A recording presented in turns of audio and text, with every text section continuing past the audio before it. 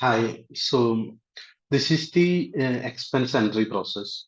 So expense entry means every month we will have some indirect expense. That means every month it is repeating in nature.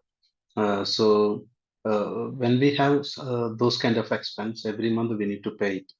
So suppose some expense which we are not paying that month, and we are moving the expense into a liability, and liability we will clear in the following month.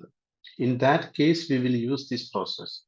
So for that, what we will do, we will uh, uh, select this particular expense, and we will move the value into the liability account.